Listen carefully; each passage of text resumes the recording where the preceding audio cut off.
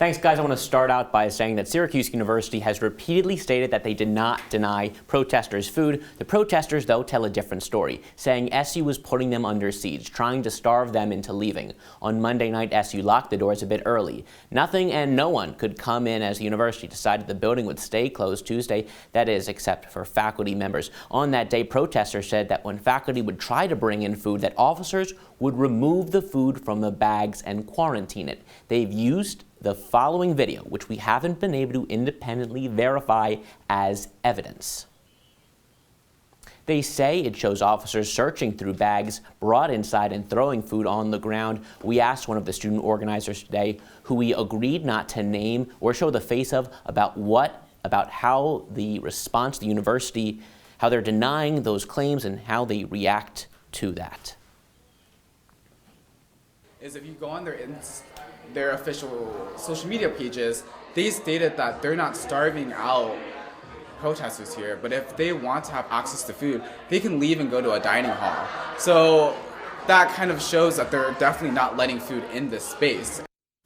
The protester told us leaving would defeat the purpose of their sit-in because they wouldn't be allowed back in. After Crouse-Hinds closed Monday night, our reporters didn't observe any new food getting in for about 15 hours. Protesters say there were 2 instances on Tuesday when food did get into the building, but they didn't get to eat both times. At lunch, we observed a box of food in the building. Protesters said it came from a member of Chief Diversity Officer Keith Alford's office. At dinner, things got complicated when admin brought food. We're going to play for you a video of what protesters say happened, immediately followed by an SU administrator. But then John Sardino took that food, put it in a classroom, and said, if you want to eat this, you have to sit down in this classroom and have a conversation. Sorry, that's just not true. We just left dinner for them. They chose not to eat it. They said that they thought it was contingent upon some condition. That wasn't true. And that night, as a DPS shift change took place, there was an altercation between protesters and the officers. Protesters taking advantage of the opportunity with the doors open.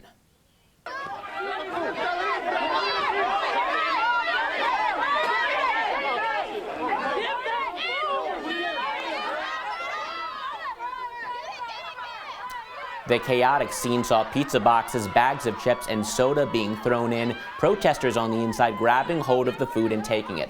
On the outside, protesters insisting that they are not trying to escalate. The next day, after a night where SU and the protesters failed to reach an agreement to end the sit-in, SU started to allow unlimited food in during a 2-hour period. Now, with the building reopened, it is no longer very much of an issue.